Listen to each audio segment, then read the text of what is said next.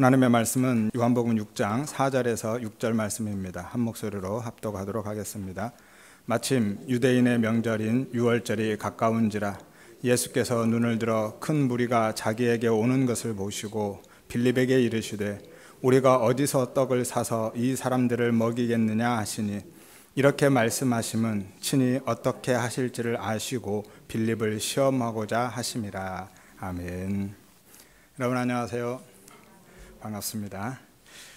오늘 본문은 요한복음의 7표적 중에서 4번째 표적이죠. 너무 잘 아시는 말씀인데요. 하지만 대부분은요, 피상적이고 인본적인 의미로 이해하고 계실 것 같습니다. 예컨대 하나님은 우리의 주림을 아시고 다 예비하고 계시고 우리의 모든 필요를 채우시는 분이다 라든지, 우리의 작은 섬김과 헌신을 받으시고 그것을 통해서 일하시며 풍성하고 많은 것으로 다시 돌려주신다라든지, 그러니까 뭐 하라는 거예요? 걱정하지 말고 부지런히 섬기고 작은 것이라도 힘을 다해서 헌신해라 라는 거죠. 그래서 하나님의 일에 쓰임받고 또는 하나님과 동역하는 삶을 살아가고 기적을 경험하는 복된 삶을 살자라고 결론을 내립니다. 좀 전에 우리 찬양도 했잖아요. 누군가 이렇게 해설을 덧붙여 놓았더라고요. 조금 길지만 이해를 돕기 위해서 읽어드리겠습니다. 날이 저물어 갈 때, 우리의 힘이 다하고 상황이 어두워질 때, 빈들에서 걸을 때, 아무것도 없는 광야 같은 인생의 자리에 처했을 때, 내 힘으로는 안 될 때, 우리의 한계가 드러나는 그 순간, 그때가 하나님이 일하실 때입니다. 누구에게요? 주께 아끼지 않는 자에게, 주를 신뢰하며 걷는 자에게. 이처럼 예수님은 작은 것을 통해서 일하셨습니다. 기적은 우리가 무엇을 가졌는가가 아니라 그것을 누구의 손에 올려드렸는가에 달려 있습니다. 적은 떡과 물고기, 내가 가진 작은 것을 드릴 때 하나님은 그것으로 큰 일을 하십니다. 따라서 이 이야기는 단순한 기적의 기록이 아닙니다. 하나님이 우리의 부족함 속에서도 일하신다라는 복음의 핵심입니다. 아멘입니까? 은혜가 되시죠? 그런데 이게 복음인가요? 하나님이 우리의 부족함 속에서도 일하신다라는 게 복음이 맞아요? 이것이 바로 지극히 피상적이고 인본적인 해석인 겁니다. 오늘 본문은 전혀 그런 이야기 아니에요. 예수님의 표적은 다 무엇을 가리키는 이정표라고 말씀드렸어요? 예수 그리스도. 예수님이 그리스도이심에 대한 이정표인 거예요. 예수님의 십자가 구원에 대한 이야기인 거죠. 요한복음 20장 30절에서 31절에 예수님께서 이 책에 기록되지 않은 많은 다른 표적도 행하셨는데 오직 이것을 기록하는 것은 너희로 예수께서 하나님의 아들 그리스도이심을 믿고 그 이름을 힘입어서 영생을, 구원을, 생명을 얻게 하려 함이다 라고 말씀하시죠.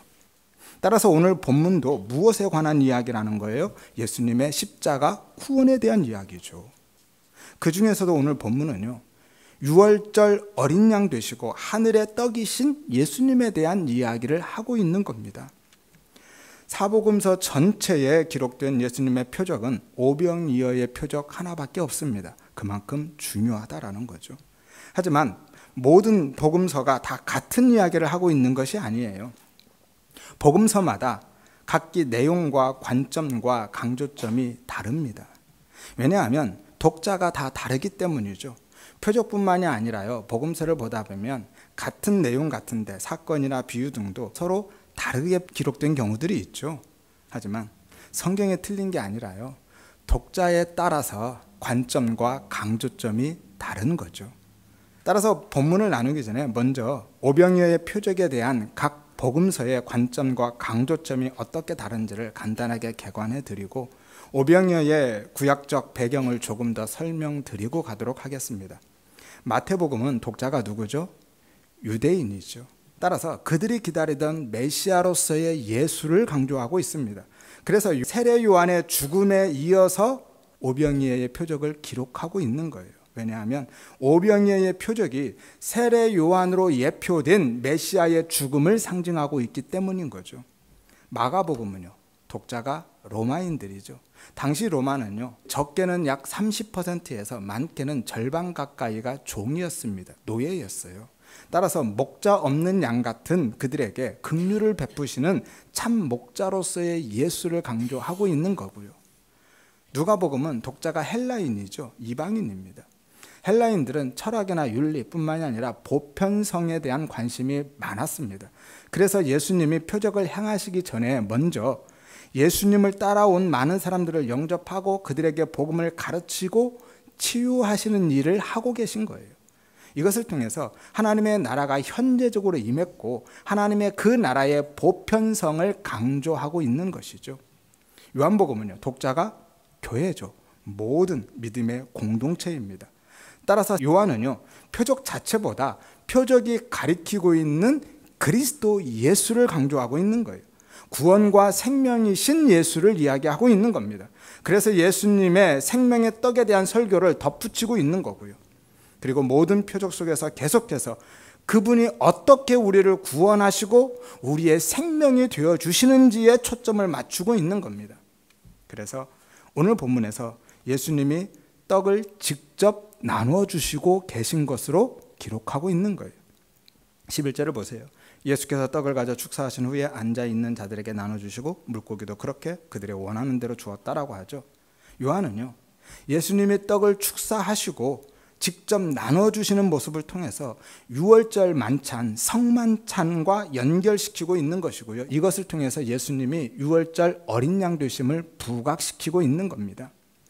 다른 복음서에서는 모두 다 어떻게 기록하고 있어요? 떡을 제자들에게 주죠. 그리고 제자들이 가지고 가서 나눠줍니다. 하지만 요한복음은요, 예수님이 직접 떡을 나눠줘요. 사실 제자들에게 주었을 거예요. 어떻게 수만 명을 예수님이 직접 나눠줬겠습니까? 그렇지 않아요. 그런데 요한은 예수님이 직접 나눠준 것으로 표현해서 예수님이 누구이신가를 이야기하고 있다라는 거예요. 어떤 분들은 이런 걸 꼬투리 잡아서 성경이 맞네 틀리는데 하는데요, 성경이 틀린 게 아니고요, 저자의 관점과 강조점이 다른 거예요. 요한이 강조하고 싶은 게 달라서 그렇게 기록하고 있는 겁니다. 그리고 요한복음에서 오병이어의 표적의 구약 성경의 배경은요, 출애굽기죠. 출애굽기 12장의 유월절과 16장의 만나 사건입니다.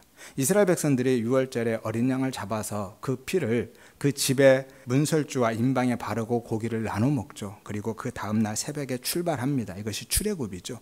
그리고 나서 출애굽한 지 정확히 한 달 만에 그들이 가지고 나온 식량이 다 떨어졌습니다. 그러자 모세와 아론을 원망하죠.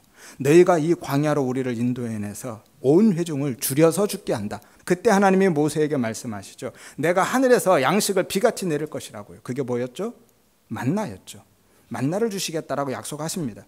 하나님은요, 의도적으로 그들의 양식이 다 떨어질 때까지 기다리신 거예요.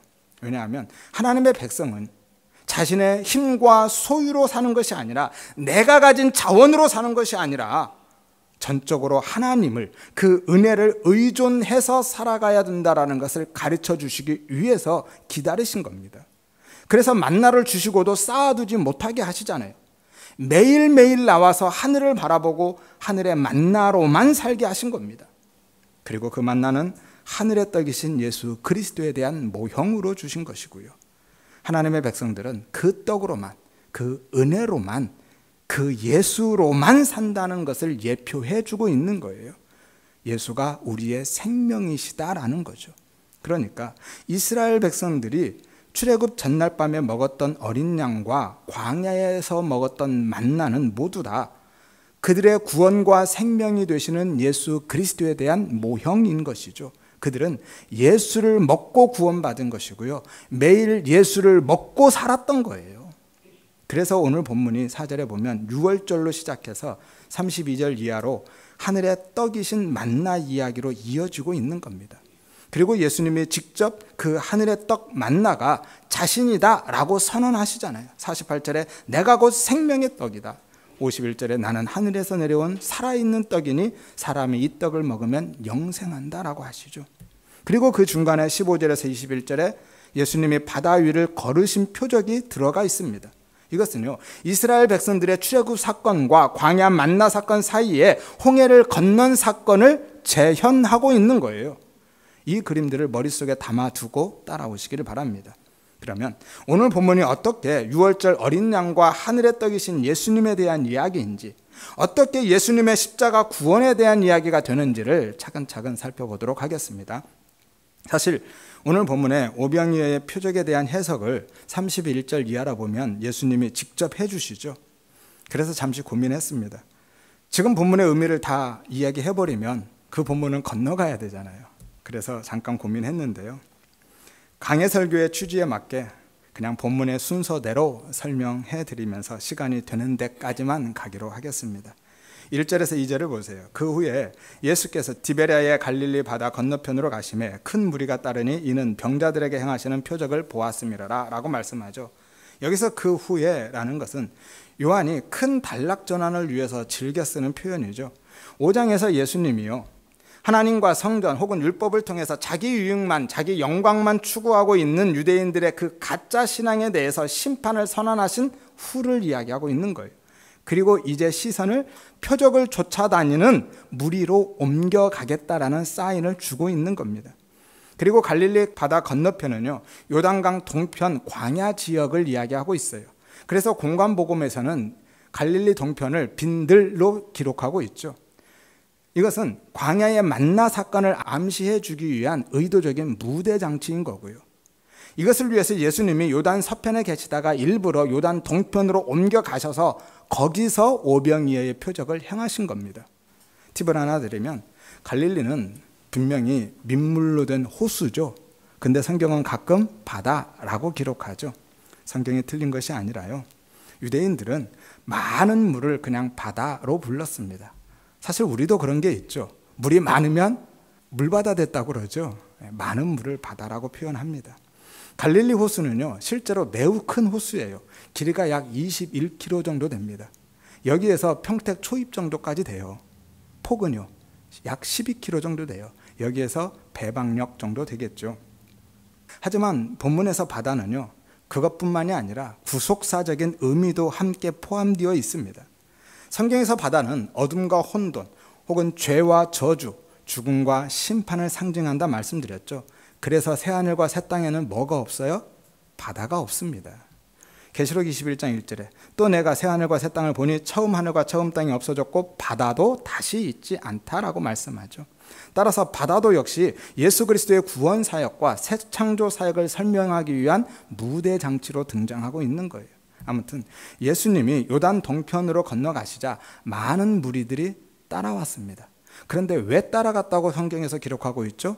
병자들에게 행하신 표적을 보고 따라간 거예요. 그러니까 그런 표적이 자기들에게 일어날 것을 기대하고 따라갔다라는 거예요. 무엇을 얻기 위해서, 한마디로 자기 유익을 위해서 예수님을 따라간 거예요. 그래서 26절에 보면 너희가 나를 찾은 것은 떡을 먹고 배부른 까닭이다 라고 하신 거죠. 따라서 그들에게는 예수님이 필요했던 것이 아니라 예수님의 능력이 필요했던 거죠.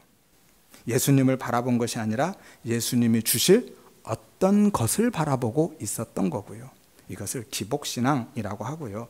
예수님을 놋뱀으로만 바라보고 있는 우상숭배 행위다라고 하는 겁니다.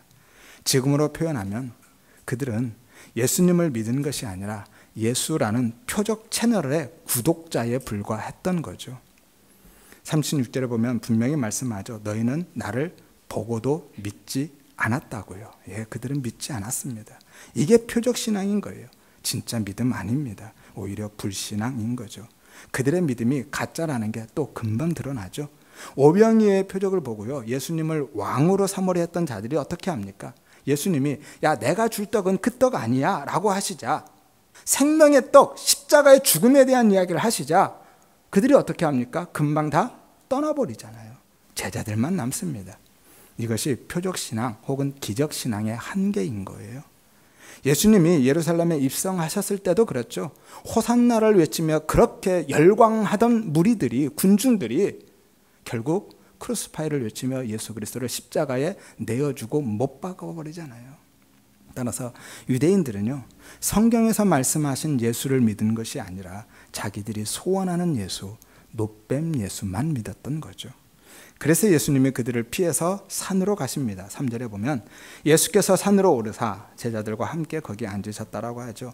한글 성경에는 접속사 하나가 빠져 있습니다. 대라는 접속사인데요. 대는 역접이죠. 그러나 혹은 그런데라는 거예요. 따라서 2절과 연결해서 보면 예수님의 표적을 본 큰 무리들이 따라왔다. 그러나 예수님은 산으로 가셨다라는 거예요. 산으로 오르셨다죠.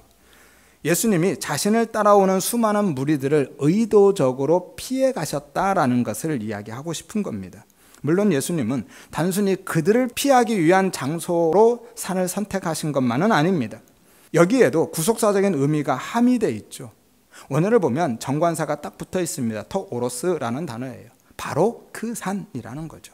유대인들이 이렇게 정관사를 딱 붙여서 사용하는 바로 그 산을 지칭하는 산은요, 하나님의 임재와 계시가 있는 산일 때만 이렇게 정관사를 붙여요.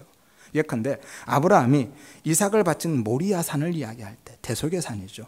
모세가 율법을 받은 신의 산을 이야기할 때 언약의 산이죠. 하나님의 성전이 있는 시온산, 임재의 산이죠. 모리아 산과 시온 산은 같은 산입니다. 그래서 제자들을 부르실 때에도 산에서 부르시죠. 복음을 가르칠 때에도 산에서 가르칩니다. 이른바 산상복음이죠. 십자가도 산에서 지셨고요. 부활 이후에 제자들에게 나타나셨을 때에도 산에서 나타나신 거예요. 모두 다 구속사적인 의미를 함의하고 있는 거죠. 따라서 예수님이 가신 산은요, 광야에서 이스라엘 백성들에게 하나님의 말씀이 계시된 산, 어떤 산이죠? 신의 산, 신의 산을 상징하고 있는 거죠. 그래서 요한은 그냥 산으로 가셨다라고 하지 않고 산으로 오르셨다라고 기록하고 있는 거예요. 모세가 신의 산을 올라간 것을 상기시킴으로써 오병이어의 표적에 이어질 새 언약의 계시, 생명의 떡에 대한 계시의 그 무대를 미리 세팅하고 있는 것이죠. 그런데 예수님은 왜 자신을 따라온 무리들을 피해 가셨을까요? 왜 그렇게 피해 다니셨습니까? 왜냐하면 그들은 예수님을 믿은 것이 아니라, 예수를 믿고 따라온 것이 아니라 단지 자기들의 필요와 유익만을 위해서 따라왔기 때문이죠. 그러니까 그들은 예수님의 힘과 능력만 구하는 맹목적인 추종을 하고 있었던 거예요. 그래서 예수님이 그들을 그렇게 피해 다니신 겁니다. 그런데도 사람들은 포기할 줄 모르죠. 끝까지 쫓아옵니다. 5절을 보세요. 예수께서 눈을 들어 큰 무리가 자기에게 오는 것을 보시고 라고 하죠. 여기서 오다가 현재 시제입니다. 끊임없이 계속 몰려오고 있는 것을 표현하고 있는 거예요. 그들이 얼마나 열정적으로 예수님을 따라다녔는지 아십니까? 오늘 본문에는 잘 나와 있지 않는데 마가복음 6장에 보면 예수님은 배를 타고 갈릴리를 건너가시는데요. 무리들은 많잖아요, 사람들이. 그래서 배를 타고 가지 못합니다. 그래서 갈릴리 호수 북쪽으로 한참을 빙 둘러서 가요. 그런데도 배 타고 간 예수님보다 먼저 와서 가서 기다리고 있어요. 그만큼 이들은 열정적으로 예수님을 추종하고 있었다라는 거예요. 이것이 바로 예수를 놋뱀으로 바라보고 하나님을 금송아지로 섬기고 있는 오늘 우리의 모습인 거예요. 예수님은 그건 나 믿는 거 아니야 라고 하시면서 피해 다니시는데 우리는 그걸 믿음으로 생각하고 끝까지 쫓아다녀요. 그리고 나에게도 보여달라고, 내게도 그 기적 일으켜달라고 손 벌리고 있는 거죠. 그리고 가끔은 오늘 본문의 무리들처럼요, 그렇게 쫓아다녀서 소기의 목적을 달성할 때도 있습니다. 기적을 경험하게 되는 거죠. 그러고 나면 심령이 더 뜨거워지죠. 그래서 예수님을 왕으로 삼습니다. 오늘 무리들이 그랬어요. 예수님을 임금 삼으려고 했다고 그러죠. 자기 왕 삼아서 살아갑니다. 주님은 정말 나의 왕이십니다. 그렇게 고백하면서. 하지만 그것도 역시 진짜 믿음 아닙니다. 좀 전에 말씀드렸죠. 더 이상 그들에게 원하는 것 주어지지 않자 예수님을 왕 삼으려 했던 그들이 다 도망갔다고요. 계속 말씀드리지만 맹목적으로 기적을 줬는 신앙은요, 기독교 신앙 아닙니다. 자기 소원이나 들어주는 그런 기독교는 없어요. 그리고 내 문제 해결과 내 소원 성취를 위한 기적들은요, 그걸 경험한다 할지라도 결코 우리의 신앙에 유익하지 않고요, 하등 도움이 되지 않습니다. 오늘 이 무리들도 그랬잖아요. 오병이어의 표적을 경험했잖아요. 그런데 그들의 신앙에, 그들의 믿음에 무슨 도움이 되었습니까? 따라서 우리 모든 성도님들은요, 이 시간에 진지하게 한번 고민해 보시기를 바랍니다. 내가 진짜 예수를 믿고 있는 건지, 혹은 오늘 무리들처럼 내 필요와 유익을 위해서 또는 이적과 기적에 대한 바램과 기대 때문에 예수를 따라다니고 있는 건지, 내가 정말로 예수를 사랑하고 있는 건지, 아니면 예수님의 힘과 능력을 필요로 하고 있는 건지, 혹시라도 만약에 예수님의 힘과 능력 때문에 예수님을 따르고 있는 것이라면 그것은 기복신앙이고 불신앙입니다. 예수를 롯뱀으로만 바라보고 있는 우상숭배인 거고요. 우리 모든 성도님들은요, 예수의 힘과 능력이 아니라 예수님이 주실 어떤 것이 아니라 그냥 예수를 찾으시기를 바랍니다. 오병이어의 기적의 예수가 아니라 십자가의 예수를 믿고 예수님 자체를 사랑하시기를 바랍니다. 그 은혜를 구하시기를 바랍니다. 하여서 나에게 어떤 것이 주어지지 않는다 할지라도 제자들처럼 변함없이 주님을 따르는 참된 믿음의 삶을 살아가시기를 주의 이름으로 축원드립니다. 4절 보겠습니다. 마침 유대인의 명절인 유월절이 가까운지라 라고 하죠. 여기서 유월절이 가까웠다라는 것은요, 단순히 그때 절기에 대한 객관적인 정보를 주고 있는 것이 아니라요, 앞으로 있을 일들, 이 오병이어의 표적이 유월절과 관계가 있는 일이라는 것을 암시해 주고 있는 거예요. 유월절은 요한복음을 해석하는 매우 중요한 키입니다. 요한복음에는 3번의 유월절이 나오죠. 공관복음에는 모두 마지막 유월절만 기록하고 있어요. 딱 한 번 기록합니다. 그래서 잘못 보면 예수님의 공생애가 1년밖에 안 되는 것처럼 보일 수도 있어요. 하지만 요한복음은 공생애 기간의 유월절 3번을 다 기록하고 있죠. 첫 번째 유월절은 2장에서 성전 심판 사건 때 나왔었죠. 그때 예수님은 율법의 옛 성전을 헐고 은혜와 진리의 참 성전으로 서셨습니다. 그리고 그 일은 당신이 그 옛성전 율법이 되어서 헐리심으로 성취된다라는 말씀을 해주셨죠. 너희가 성전을 헐어라, 내가 3일 만에 일으키겠다라고 하셨잖아요. 당신의 십자가 사건에 대한 예표로 주신 겁니다. 두 번째 유월절이 바로 오늘 본문이고요. 오병이어의 표적을 통해서 당신이 하늘에서 내려온 생명의 떡이심을 계시해 주고 있는 거예요. 그리고 이 일 또한 당신이 떡이 되어서 찢겨 나가심으로써 성취하시는 겁니다. 역시 예수 그리스도의 십자가 사역을 가리키고 있는 거죠. 세 번째 유월절은요, 예수님의 공생의 마지막 사역에 등장하죠. 예수님의 십자가 죽음과 부활에 대한 이야기입니다. 실제로 예수님은 진짜로 십자가에 죽으셨고 부활하셨죠. 그리고 하나님의 어린 양으로서의 사역을 성취하시고 완성해 내신 겁니다. 이처럼 예수님은 유월절의 완성자로 오신 거예요. 어떻게요? 당신이 유월절의 어린 양이 되어서 죽으심으로써.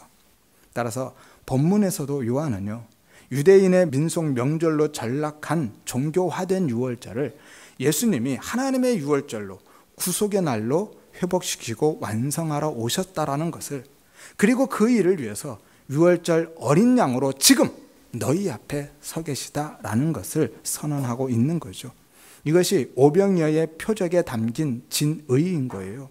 단순히 예수 믿으면 우리의 배고픔 해결해 주실 거야 라는 이야기가 아닙니다. 우리의 필요를 채워주신다라는 이야기 아닌 거예요.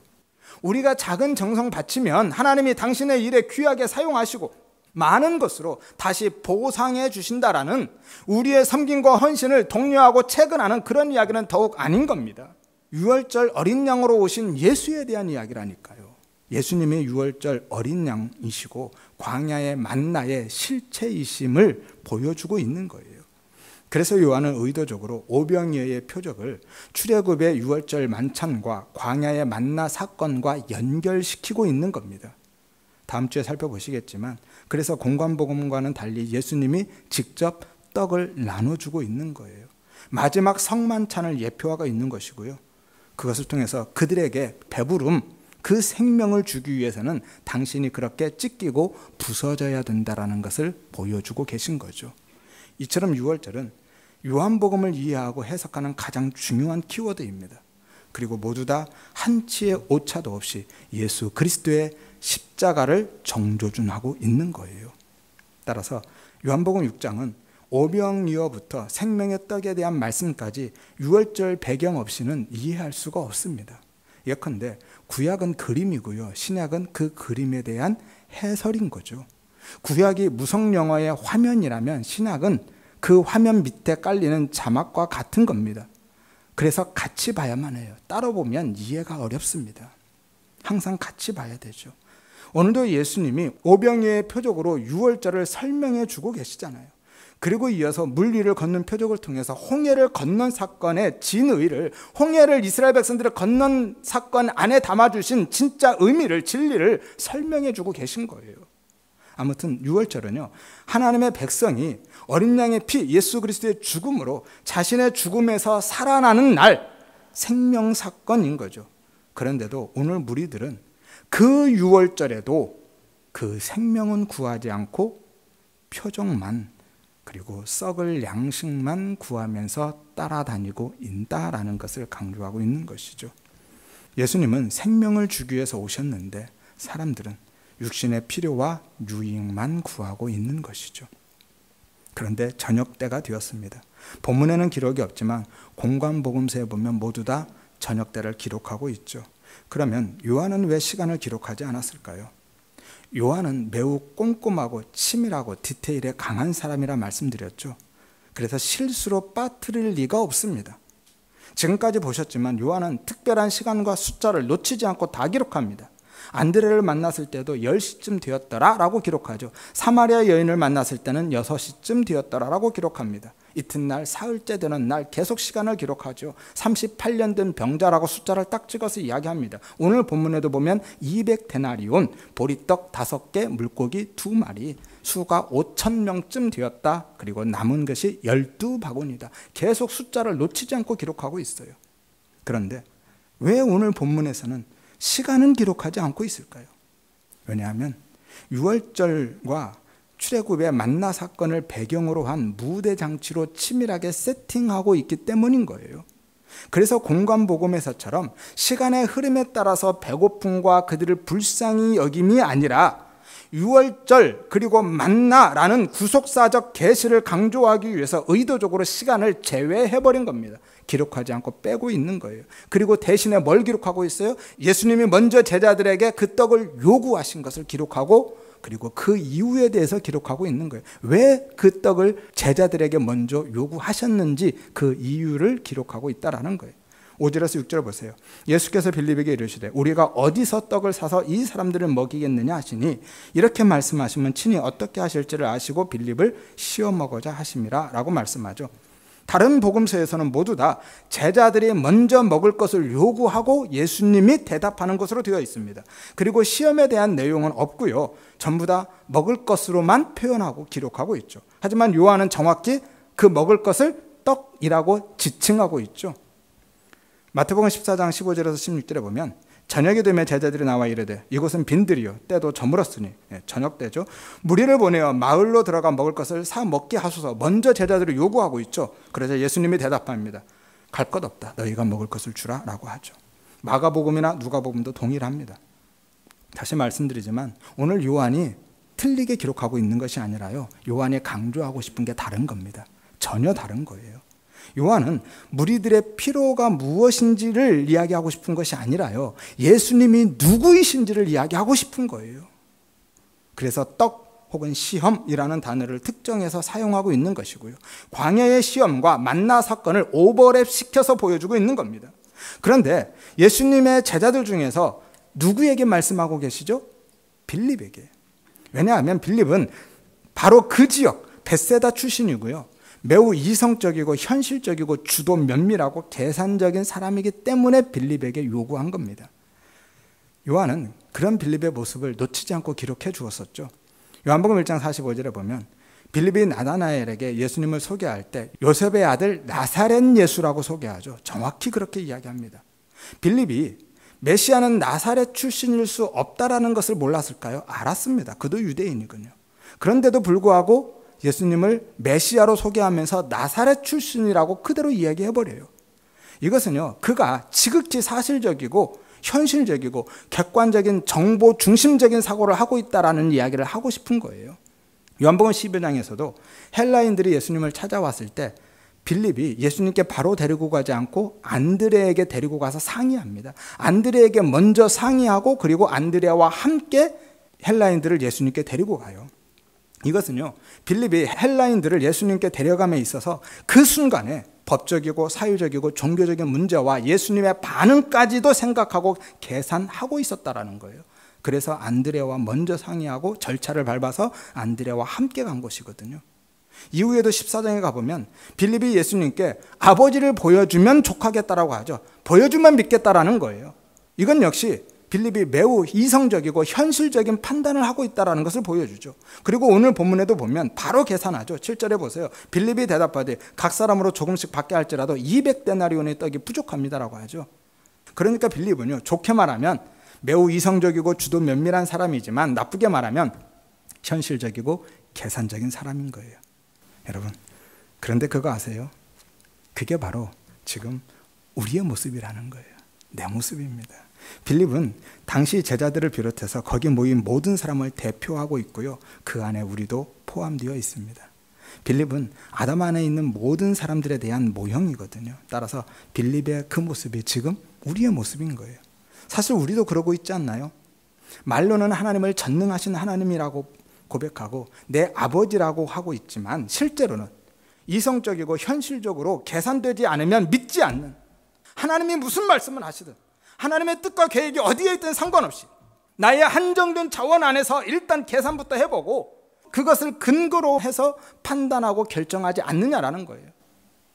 광야에서 매일같이 이적과 기적 속에서 살았지만 가나안을 정탐하고 돌아섰던 이스라엘 백성들처럼 우리도 그러고 있고요. 빌립도 예수님과 함께 지금까지 그렇게 수많은 표적을 보고 경험하고 거기까지 왔는데도 역시 계산하고 있잖아요. 그리고 안 된다라고 하고 있습니다. 그 모습이요, 바로 지금 우리의 모습이고 내 모습인 거죠. 인간의 이성적인 판단으로 하나님을 제한하고 있고요, 현실적인 계산으로 하나님을 불신하고 있고, 나의 한정된 자원 안에서만 하나님의 말씀을 따라가겠다라는 계산된 믿음을 보여주고 있는 거예요. 철저하게 계산된 길로만, 인간적으로 안전한 길로만 가려고 하고 있잖아요. 마치 내 힘으로 살고 있는 것처럼. 그래서 예수님이 빌립에게 물으신 겁니다. 그의 그런 모습을, 그 불가능함을 드러내고 폭로하시고 은혜로 사는 삶으로 바꿔주시기 위해서 예수님이 빌립에게 먼저 물으신 거예요. 5절에서 6절에 보세요. 빌립에게 이르시되 우리가 어디서 떡을 사서 이 사람들을 먹이겠느냐, 이렇게 말씀하시면 친히 어떻게 하실지를 아시고 빌립을 시험하고자 하심이라 라고 하죠. 그러니까 빌립이 어떻게 반응하실지 예수님이 다 알고 그렇게 일부러 물으셨다라는 거죠. 그런데 잘 보세요. 예수님이 지금 어떻게 묻고 계시죠? 우리가 어디서 떡을 사서 이 사람들을 먹이겠느냐라고 하죠. 원래는 어떻게 물어야 돼요? 어떻게 떡을 사서 라고 물어야 되죠.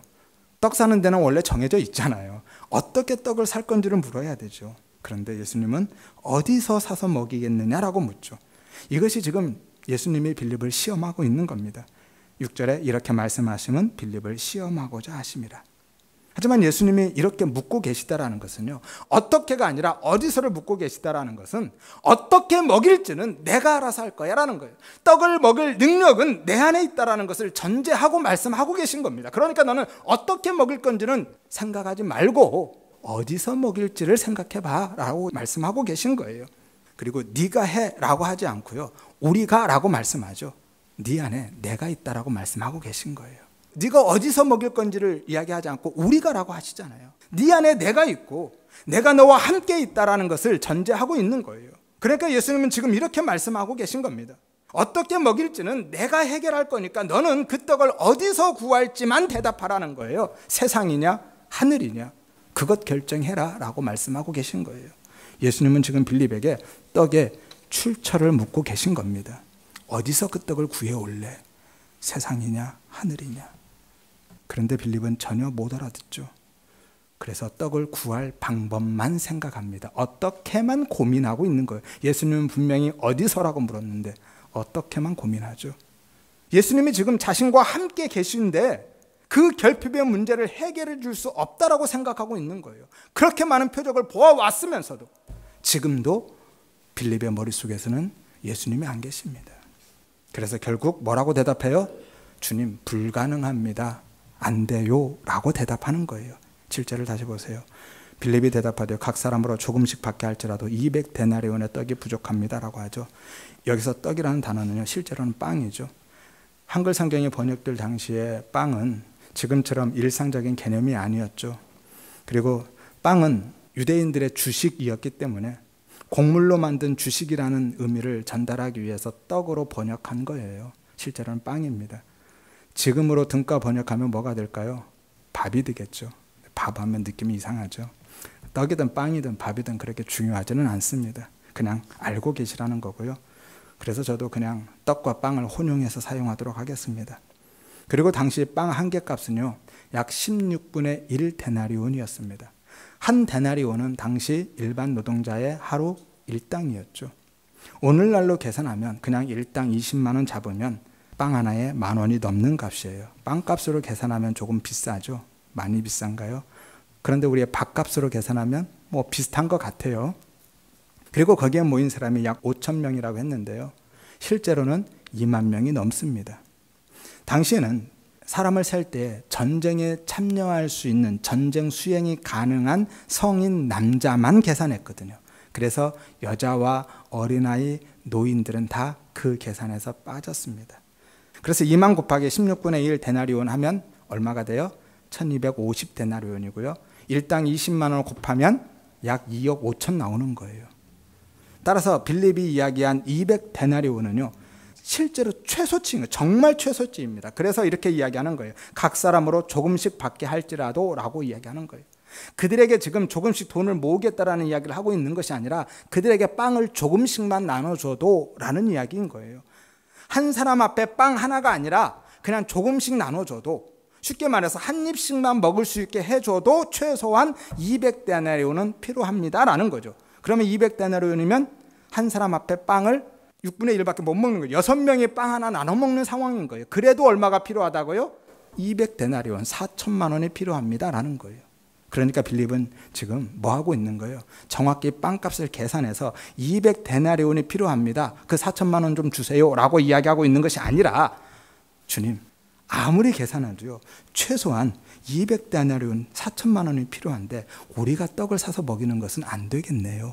불가능합니다 라고 이야기하고 있는 거죠. 그리고 그것은 누가 봐도 맞는 이야기죠. 그 돈이 어디 있습니까? 매우 객관적이고 이성적이고 논리적이고 현실적이고 사실적인 거예요. 이것이 바로요, 인간의 한계이고 무력함인 거예요. 무능력이고요. 광야에서는요, 어떻게 해도 우리의 한정된 자원으로는 살아갈 수 없다라는 것을 말씀하고 계신 거예요. 이스라엘 백성들이 그랬듯이 그들이 아무리 많이 싸들고 애굽에서 나왔어도 한 달을 못 버티잖아요. 한 달 지나니까 다 떨어지고요. 광야에서는 내가 가진 한정된 자원으로는 우리는 생존이 불가능합니다. 그거를 말씀하고 계신 거죠. 그런데 우리의 인생 자체가 광야 인생이잖아요. 이스라엘의 광야 40년은요, 우리의 인생에 대한 모형이거든요. 그래서 오늘 본문의 배경이 광야인 거예요. 이 광야는 1차적으로는 하늘에서 내려주시는 생명의 떡이신 예수 그리스도를 드러내기 위한 무대장치로 주고 계시지만, 그러나 우리의 한계와 무능력과 불가능함을 드러내기 위한 장치이기도 한 거죠. 따라서 우리는 매일 하늘에서 내려주시는 그 만나, 그 은혜, 예수 생명 아니면 살아갈 수 없다라는 이야기를 하고 계신 겁니다. 불가능합니다. 이스라엘 백성들은 매일 그 예수 생명을 먹고 산 거거든요. 하지만 빌립은 그 현실적인 계산으로 인해서 예수님의 그 시험에 낙방했죠. 예수님은 그것으로 빌립을 시험하셨고요. 빌립은 떨어졌습니다. 그리고 빌립이 그 시험에 떨어졌다라는 것은 거기에 있는 모든 사람이 그 시험에 떨어졌다라는 걸 통과하지 못한 겁니다. 왜냐하면 빌립이 그들 모두를 대표하고 있기 때문이죠. 나중에 예수님이 너희가 기대하는 그 떡 아니야 라고 하시자 금방 다 떠나가잖아요. 실제로 그들 모두가 시험에서 탈락했습니다. 그리고 그 안에 누가 있어요? 내가 있습니다. 우리도 그 시험에 탈락한 사람들이에요. 통과 못했습니다. 오늘 본문의 배경이 출애굽의 6월절과 광야의 만나 사건이라고 했죠. 따라서 예수님이 지금 이스라엘 백성들의 그 광야의 만나 시험을 재현해서 보여주고 계신 거예요. 그때 이스라엘 백성들도 그 시험에 다 떨어졌거든요. 출애굽기 16장 4절에 보면 광야 생활 한 달 만에 음식이 떨어진 백성들이 원망을 쏟아내자 하나님이 말씀하신 거죠. 내가 너희를 위하여 하늘에서 양식을 비같이 내리리니 백성이 나가서 일용할 것을 날마다 거둘 것이다. 이같이 하여 그들이 내 율법을 준행하나 아니하나 내가 시험하리라 라고 말씀하죠. 하나님이 만나를 주신 것이요, 단순히 그들의 배고픔을 해결해 주기 위해서 주신 것이 아니라 그걸 통해서 그들을 시험하시기 위해서 주셨다라고 말씀하시잖아요. 그런데 무엇을 위한 시험이라고요? 내 율법을, 너희가 내 말을 따라서 사는지 아닌지를 보겠다라는 거예요. 준행하다라가 원래 걷다라는 할라크라는 단어예요. 너희가 내 말 믿고 내 말 따라서 사는지 아닌지를 한번 내가 볼게 라고 하나님이 그 만나를 주셨다라는 거죠. 이 말씀을요, 신명기 8장에 가면 조금 더 구체적으로 설명하죠. 이렇게 말씀합니다. 만나를 너에게 먹이신 것은 사람이 떡으로만 사는 것이 아니요 여호와의 입으로 나오는 모든 말씀으로 사는 줄을 네가 알게 하려 하심이라 라고 하죠. 그러니까 하나님이 이스라엘 백성들에게 만나를 주신 것은요, 사람이 떡으로만 사는 존재가 아니라 하나님의 말씀으로, 진리로, 진리의 말씀 자체이신 예수로 산다라는 것을 알게 하시기 위해서 주셨다라는 거예요. 경험해서 깨닫게 하시려고 만나를 주셨다라는 거예요. 예전에 어떤 분이 그러시더라고요. 이 본문 보고 사람이 떡으로만 사는 게 아니라고 하셨으니까 떡도 필요하다라고 하신 거라고요. 맞습니까? 그렇게 이야기하는 분들은요, 히브리어 문법이나 본문의 의도를 전혀 모르고 있는 거죠. 여기서 떡으로만에서 뭐뭐만이라는 것을 로바드라는 건데요. 이 표현은 히브리 문법에서요, A가 아니라 B다, B가 진짜다라는 것을 강조하기 위해서 대조시키고 있는 겁니다.